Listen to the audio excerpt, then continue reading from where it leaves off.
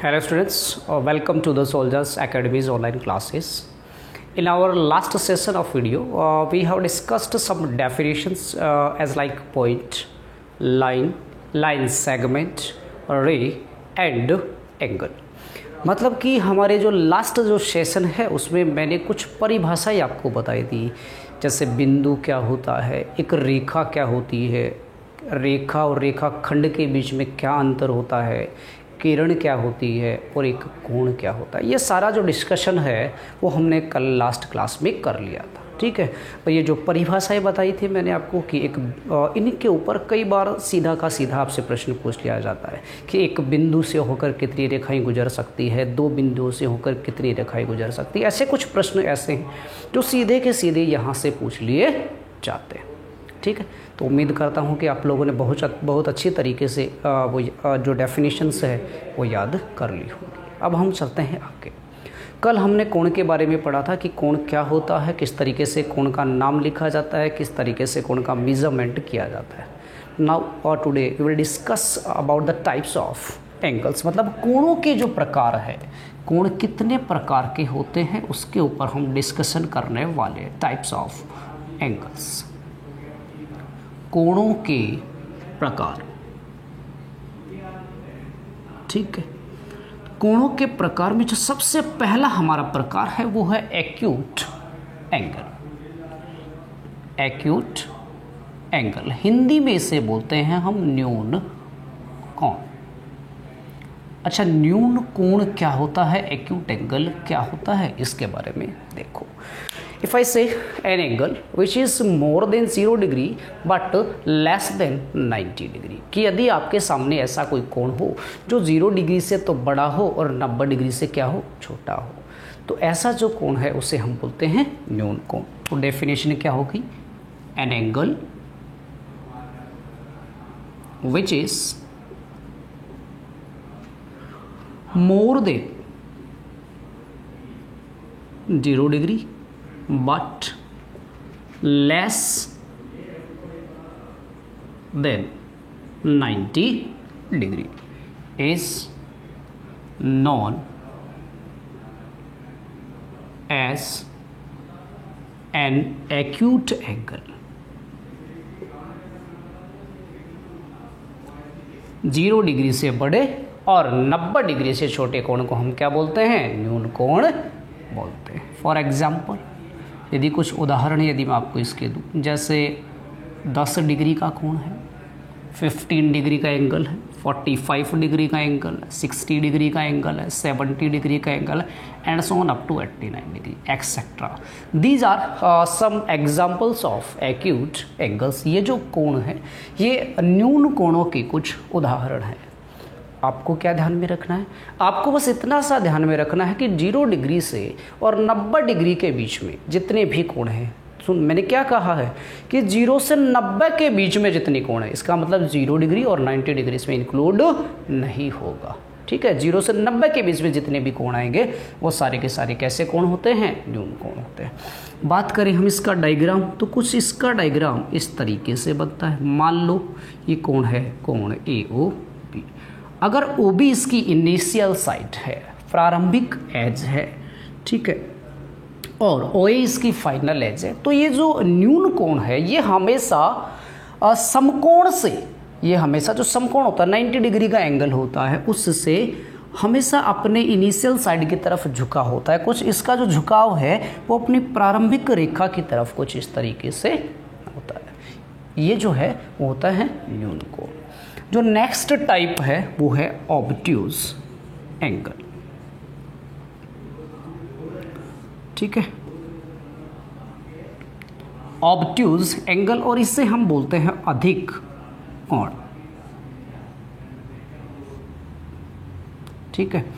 अच्छा, अधिक कोण मतलब 90 डिग्री से बड़ा, 90 डिग्री से बड़ा, बीच में एक रह गया 90 डिग्री का, उसका डिस्कशन हम करेंगे इससे आगे। तो फिर एग्जैक्ट 90 डिग्री का देखो, न्यून कोण में हमने डिस्कशन किया 0 to 90, 90 से छोटे, अधिक कोण क्या होगा, 90 डिग्री से बड़ा और 180 डिग्री से छोटा। तो जो बीच में एक कोण रह गया एग्जैक्ट 90 डिग्री का, वो कोण कैसा होगा, वो कोण होगा राइट एंगल। उसे हम इसके बाद में देखेंगे। तो ऑब्ट्यूज एंगल की जो डेफिनेशन है वो क्या होगी, an angle which is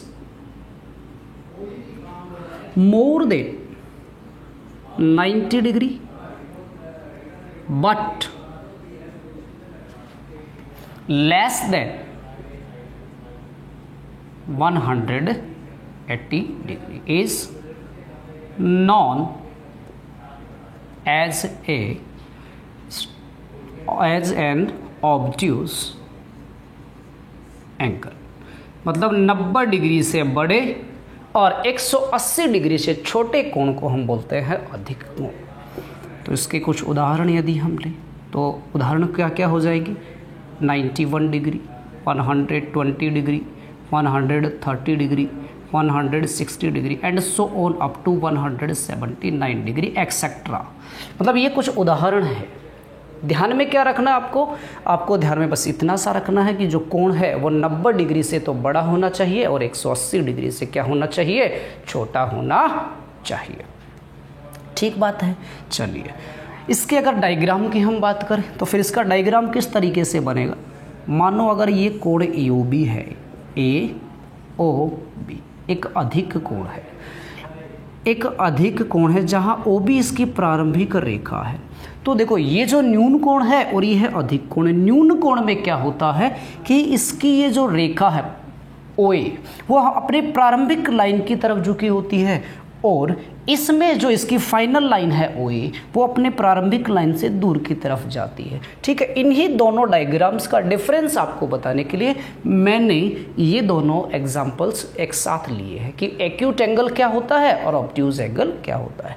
sequence की अगर हम बात करें तो एक्यूट एंगल के बाद में कौन सा आता, राइट एंगल। लेकिन आपको अच्छे तरीके से क्लियर करने के लिए मैंने राइट एंगल से पहले क्या ले लिया, ऑब्ट्यूज एंगल मैंने ले लिया। ठीक है, ताकि आप लोगों को अच्छी तरीके से इन दोनों में डिफरेंस समझ में आ जाए। ठीक है, क्या डिफरेंस है दोनों में। न्यून कोण जो है, एक्यूट एंगल जो है, उसमें फाइनल जो लाइन है वो अपने प्रारंभिक लाइन की तरफ झुकी होती है 90 डिग्री से कंपैरिजन में। और इसमें जो है ऑब्ट्यूज एंगल में ये जो अंतिम लाइन है इसकी अपने 90 डिग्री से इधर झुकी होती है। बात क्लियर है, दोनों का अंतर आपको समझ में आया होगा। वैसे तो डेफिनेशन से ही आपको इन दोनों का डिफरेंस समझ में आ जाता है कि जो न्यून कोण है वो क्या होते हैं, 0 डिग्री से बड़े और 90 डिग्री से छोटे, और अधिक कोण क्या होता है, 90 डिग्री से बड़ा और 180 डिग्री से छोटा। ठीक है, अगला जो प्रकार है वो है राइट एंगल। राइट एंगल का मतलब है समकोण, हिंदी में इसे हम बोलते हैं समकोण। तो देखो बीच में एक कोण रह गया था, हमने बात की थी 90 से छोटे वालों के और उसके बाद में 90 डिग्री से बड़े की। इसका मतलब बीच में जो 90 डिग्री का कोण रह गया उसका क्या है, उसे ही हम बोलते हैं राइट एंगल। अगर बात करूं मैं सीक्वेंस की तो सीक्वेंस के अकॉर्डिंग ये जो नंबर है राइट एंगल जो है वो कौन से नंबर पे आता, सेकंड नंबर पे। लेकिन एक्यूट एंगल और ऑब्ट्यूज एंगल आपको अच्छे तरीके से क्लियर हो जाए इसके लिए वो दोनों एंगल्स मैंने आपको साथ में बता दिए। तो राइट एंगल मतलब समकोण। जहां पे सीक्वेंस की बात हो आपको ये याद रखना है कि एक्यूट एंगल के बाद में कौन सा आएगा, राइट एंगल। ठीक है, लेकिन थोड़ा अच्छे तरीके से क्लियर हो जाए आपके, इसके लिए मैंने एक्यूट एंगल के बाद में कौन सा ले लिया, ऑब्ट्यूज एंगल। तो फिर समकोण की डेफिनेशन आपके बिल्कुल अच्छी तरीके से समझ में आ गई होगी। एक क्या होती है इसकी definition, the angle of 90 degree, the angle of exact 90 degree is known as a right angle. मतलब एकदम बिल्कुल 90 सटीक 90 डिग्री के कोण को हम क्या कहते हैं, हम समकोण उसे कहते हैं। तो फिर इसका जो डायग्राम है वो कुछ इस तरीके से बनेगा। AOB ये एक राइट एंगल है, समझ रहे हो आप। इससे अगला जो टाइप है एंगल का वो है स्ट्रेट एंगल। स्ट्रेट एंगल को हम हिंदी में बोलते हैं सरल कोण। ठीक है, जैसे राइट एंगल है वो एग्जैक्ट 90 डिग्री का होता है, वैसे ही जो स्ट्रेट एंगल है वो होता है एग्जैक्ट 180 डिग्री का। सो इसकी डेफिनेशन हो जाएगी the angle of 180 degree is known as straight angle. 180 degree का जो कोण है उसे हम बोलते हैं सरल कोण। ठीक है, तो इसकी जो डायग्राम है वो कैसा बनेगा, फिर एक सरल रेखा जो है वो इसका डायग्राम बन जाएगी। ठीक है, अगर मैं इस तरीके से मैंने लिखा है, इसका मतलब ओ भी इसकी प्रारंभिक रेखा है और ओ इसकी कैसी है, अंतिम रेखा है। अब ये दोनों भी देखो साथ साथ में आपका क्लियर हो जाए। देखो इन दोनों, यहाँ से अगर आप इन दोनों को देखोगे तो क्या इन दोनों के बीच में आपको कोई रिलेशन नज़र आ रहा है। ठीक है, राइट एंगल जो है उसका मेजरमेंट होता है 90 डिग्री का, और स्ट्रेट एंगल जो है उसका मेजरमेंट होता है 180 डिग्री का। तो क्या इन दोनों को मैं ये कह सकता हूँ कि देखो ये 90 और 90 का जस्ट डबल होता है 180 डिग्री। तो यहाँ से इन दोनों के बीच में एक रिलेशन बन जाता है। क्या रिलेशन बनता है वो देखना जरा। Straight angle is 2 times of a right angle. बिल्कुल अच्छा सा रिलेशन है, बहुत अच्छी तरीके से आपको ध्यान में रखना है, कई बार ऐसा कैसा पूछ लिया जाता है। स्ट्रेट एंगल जो है वो राइट एंगल का क्या होता है, एग्जैक्ट 2 गुना होता है। ये वाला रिलेशन आपको इसमें ध्यान में रखना है। बात करें अगर हम सीक्वेंस की, तो ध्यान रखना मैंने आपको क्या बताया, एक्यूट एंगल के बाद में कौन सा आएगा, राइट एंगल, उसके बाद में ऑब्ट्यूज एंगल, ऑब्ट्यूज एंगल के बाद में स्ट्रेट एंगल। लेकिन अच्छी तरीके से आप लोगों को क्लियर हो जाए इसलिए मैं इनको साथ साथ में लिख रहा हूँ। अब जो अगला जो टाइप है वो आप लोगों के लिए काफ़ी इंपॉर्टेंट है, रिफ्लेक्स एंगल। ठीक है, रिफ्लेक्स एंगल को हिंदी में हम बोलते हैं प्रतिवर्ती कोण। अच्छा, तो फिर रिफ्लेक्स एंगल की डेफिनेशन क्या होती है। Reflex angle means an angle which is greater than 180 degree but less than 360 degree is known as a reflex angle. ठीक है, फिफ्थ इसका जो टाइप है वो है रिफ्लेक्स एंगल। हिंदी में कहेंगे इसे प्रतिवर्ती कोण। ठीक है, क्या होगी डेफिनेशन, एन एंगल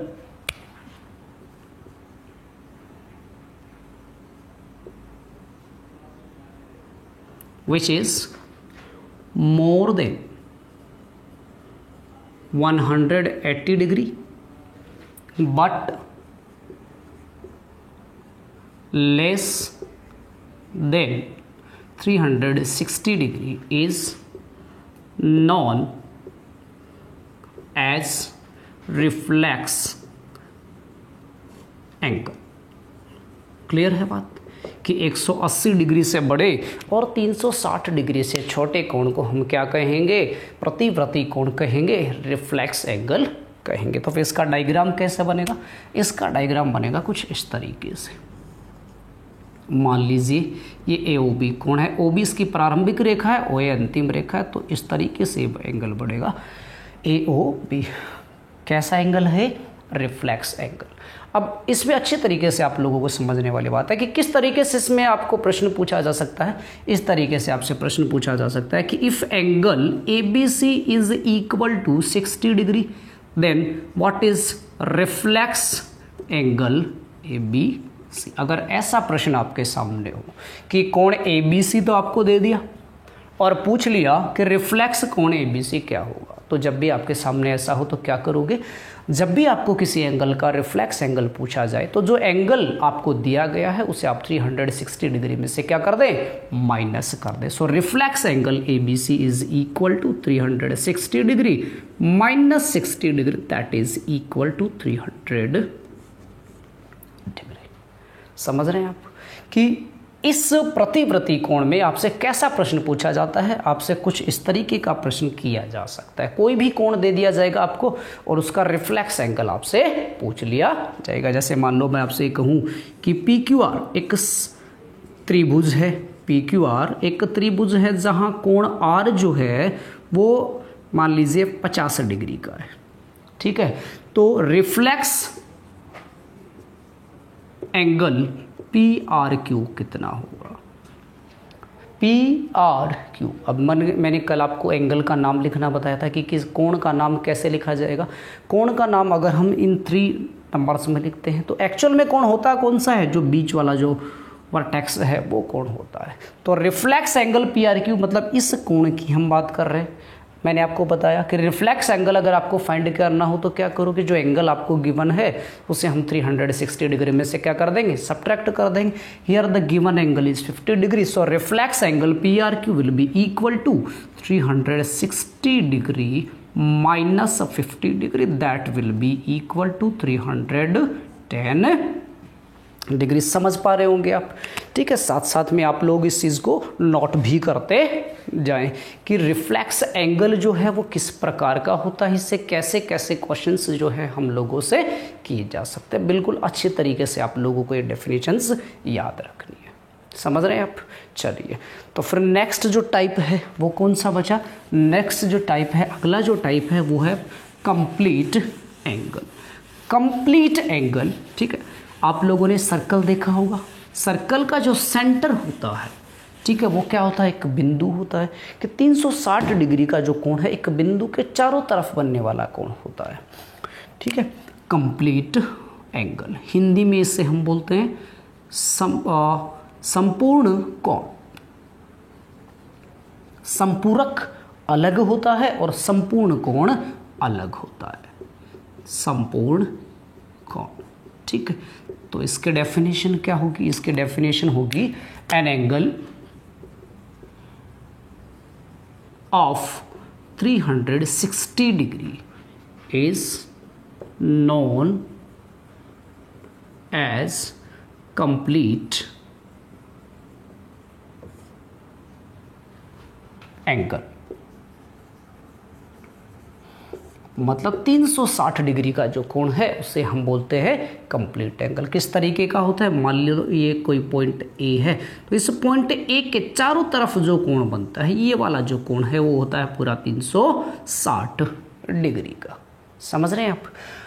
तो जैसे हमने एक रिलेशन देखा था राइट एंगल और स्ट्रेट एंगल के बीच में एक रिलेशन था, straight angle is 2 times of right angle. उसी तरीके से इन जो कंप्लीट एंगल है उसका भी राइट एंगल और स्ट्रेट एंगल से रिलेशन होता है। क्या रिलेशन होता है, आपको पता है कि जो कंप्लीट एंगल है उसका मेजरमेंट होता है 360 डिग्री, ठीक है, और राइट एंगल का मेजरमेंट क्या होता है 90 degree. So from here I can say that A complete angle is 4 times of a right angle.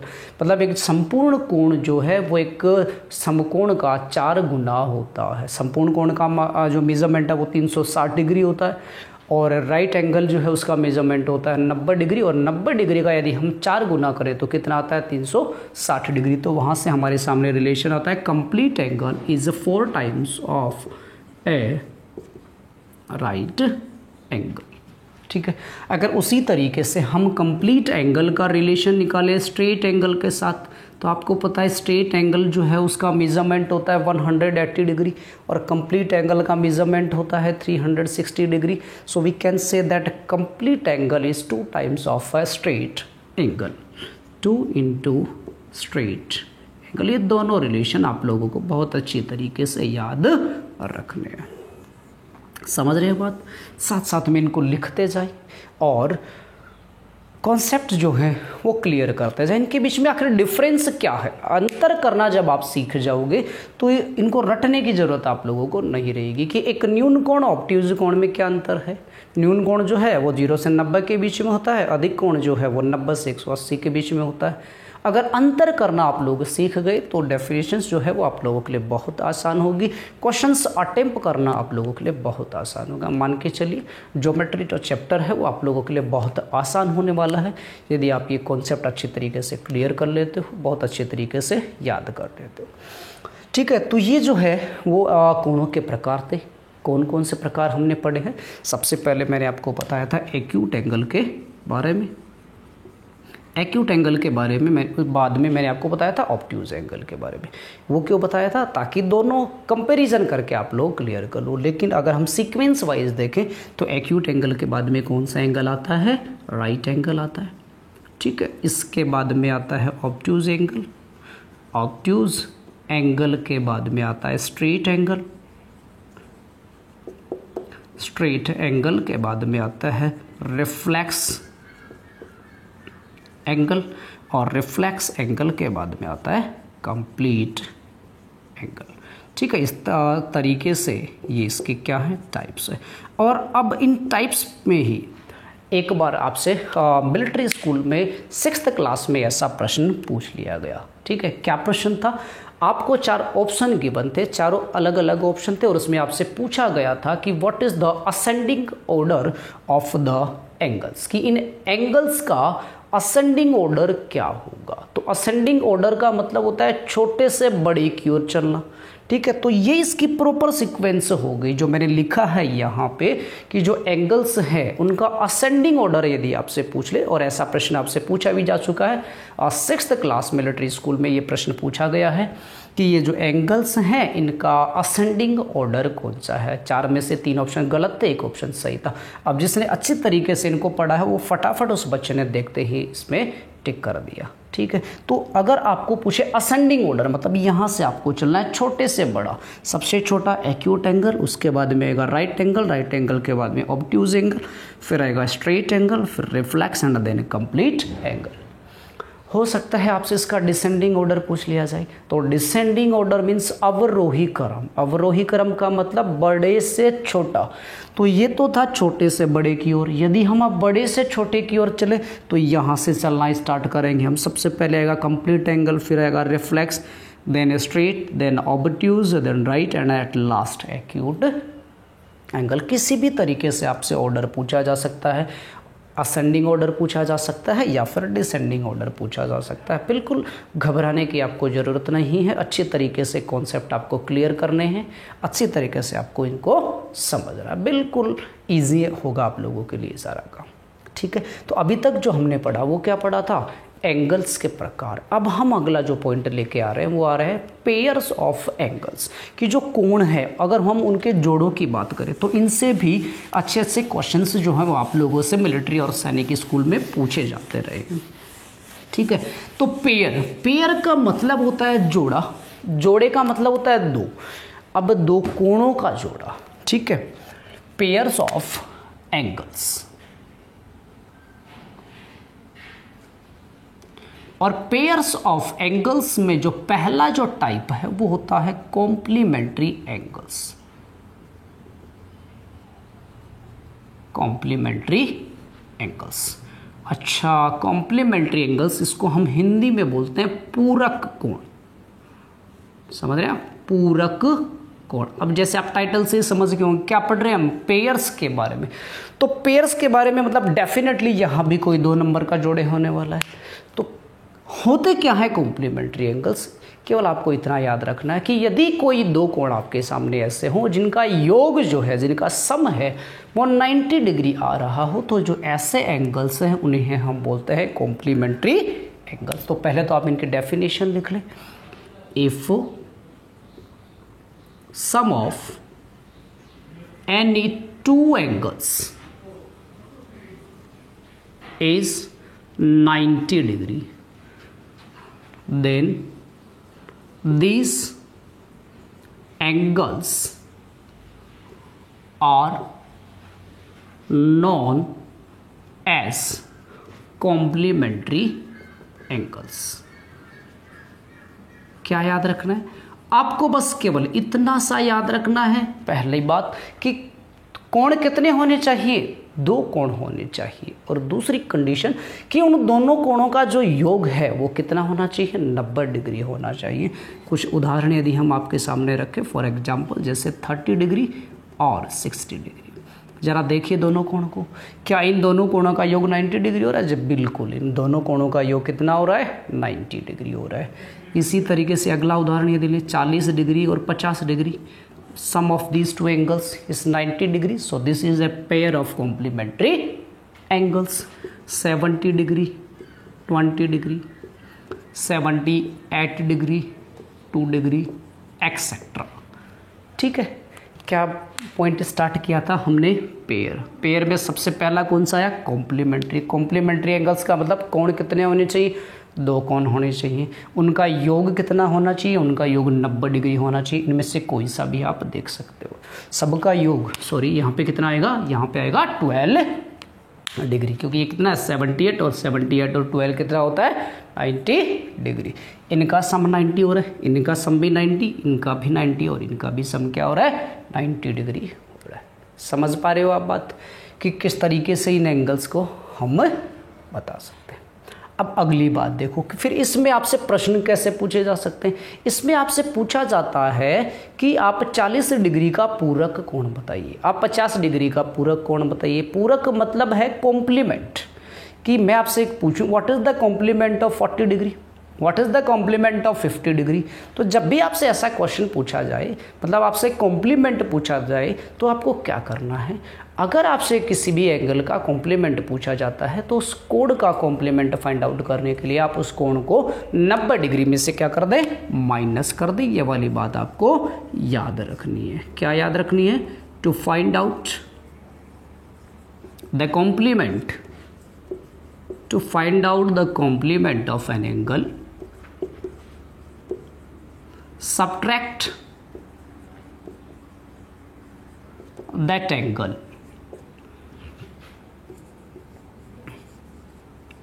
from 90 degree. मतलब किसी भी कोण का पूरक कोण प्राप्त करने के लिए आप उस कोण को क्या करो, 90 डिग्री में से क्या कर दो, माइनस। जो 4 उदाहरण मैंने आपको बताए वही चारों एग्जाम्पल मैं यहाँ ले लेता हूँ। जैसे मैं आपसे पूछूं what is the complement of 30 degree, तो क्या करेंगे, to find out the complement of an angle subtract that angle from 90 degree. मुझे क्या करना है, मेरे को 30 डिग्री का कॉम्प्लीमेंट फाइंड आउट करना है। तो क्या करूँगा, मैं इस 30 डिग्री को 90 डिग्री में से क्या कर दूंगा, माइनस कर दूंगा। तो आंसर क्या आ जाएगा 60 डिग्री। मतलब क्या, 30 डिग्री का कॉम्प्लीमेंट क्या आ गया, 60 डिग्री। तो यहाँ देख रहे हो आप, ये 30 है और इसके साथ में क्या लिखा हुआ है, 60 डिग्री। तो 30 का कॉम्प्लीमेंट क्या, 60। ऐसे ही अगर मैं आपसे पूछूं what is the complement of 60, that your answer will be 30 degree.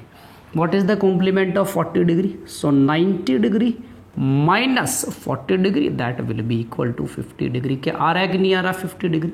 Similarly, what is the complement of 70 degree? 20 degree। What is the complement of 78 degree? That is equal to 12। समझ रहे हैं आप। अगर इसी तरीके से मैं 12 डिग्री का कॉम्प्लीमेंट आपसे पूछूं, आंसर क्या आना चाहिए आपका, 90 minus 12 that is equal to 78 degree. मतलब जहां आप कॉम्प्लीमेंट का नाम सुन लो, व्हाट इज द कॉम्प्लीमेंट, क्या करो बिना देखे फटाफट से उस एंगल को क्या कर दो आप, 90 डिग्री में से माइनस कर दो। तो जरा एक अगला एग्जांपल देखो। अगर मैं आपसे कहूँ what is the complement of 45 degree, तो 90 में से 45 डिग्री माइनस करोगे तो क्या आएगा 45 डिग्री। क्या मिला यहाँ से आपको, यहाँ से आपको एक बहुत अच्छी बात सीखने को मिली है कि जब मैंने 45 को 90 में से सब्ट्रैक्ट किया वापस 45 ही आया। मतलब 45 डिग्री का एंगल एक ऐसा एंगल है जो स्वयं का ही कॉम्प्लीमेंट होता है, जिसका कॉम्प्लीमेंट है वो खुद ही होता है। तो प्रश्न आपसे पूछा जा सकता है कि ऐसा कौन सा कोण है जो अपने स्वयं का ही कॉम्प्लीमेंट होता है। वो कौन सा कोण है, 45 डिग्री का कोण है। ये बात आप लोगों को नोट करके लिख लेनी है कि 45 डिग्री का कोण एक ऐसा कोण है जो स्वयं का ही क्या होता है, कॉम्प्लीमेंट होता है। अगर मैं आपसे ये पूछूं what is the complement of theta, तो यहाँ पे अभी सिर्फ थीटा को देख के आपको घबराना नहीं है, ठीक है। जहाँ तक नंबर्स की बात आती है, न्यूमेरल्स की बात आती है, हमारे लिए सब्ट्रैक्ट करना बहुत आसान होता है। लेकिन जब ऐसे सिंबल्स आपके सामने आने लग जाते हैं तो बच्चे सोचते हैं कि फिर इस थीटा को हम 90 में से कैसे माइनस करें। कोई भी दिक्कत इसमें नहीं होनी चाहिए आपको तो बस कॉन्सेप्ट याद रखना है कि यदि किसी एंगल का आपसे कॉम्प्लीमेंट पूछे तो आपको क्या करना है, आपको उस एंगल को 90 डिग्री में से माइनस करना है। तो थीटा का अगर कॉम्प्लीमेंट आपको फाइंड आउट करना है तो 90 डिग्री में से थीटा को क्या कर दे, माइनस कर दे। यही क्या होगा, इसका कॉम्प्लीमेंट होगा। अब थीटा 90 में से माइनस नहीं हो रहा तो कोई बात नहीं, हमें तो कॉम्प्लीमेंट फाइंड आउट करना था, ये इसका कॉम्प्लीमेंट हो गया। मतलब ये वेरिएबल्स के लिए आपको अच्छी तरीके से समझ रहे हैं। अगर मैं आपसे पूछूं what is the complement of x degree, then your answer will be 90 degree minus x degree. कुछ भी आपको सोचना नहीं है, घबराने की ज़रूरत नहीं है। जहाँ कॉम्प्लीमेंट का नाम सुनो आप क्या करो, उस एंगल को 90 डिग्री में से सब्ट्रैक्ट कर दो। बहुत ही अच्छा है। आप पेयर्स के बारे में हम पढ़ रहे हैं और पेयर्स में से भी सबसे पहले जो हमने पढ़ा था वो कॉम्प्लीमेंट्री एंगल्स के बारे में पढ़ा था। कॉम्प्लीमेंट्री एंगल्स जो है उनमें किस प्रकार के प्रश्न हमसे किए जा सकते हैं ये हम लोगों ने देखा है। कौन कौन सी बात याद रखनी? पहली बात, एंगल कितने होने चाहिए? 2 एंगल होने चाहिए। अगली बात कि इन एंगल्स का जो सम है वो कितना होना चाहिए? उन एंगल्स का सम 90 डिग्री होना चाहिए। तीसरी बात, अगर किसी भी एंगल का आपसे कॉम्प्लीमेंट पूछे तो क्या करें? उस एंगल को आप 90 डिग्री में से सब्ट्रैक्ट कर दें। चौथी बात कौन सी? कि 45 डिग्री का एंगल एक ऐसा एंगल है जो अपने स्वयं का ही क्या होता है? कॉम्प्लीमेंट होता है। समझ गए बेटा?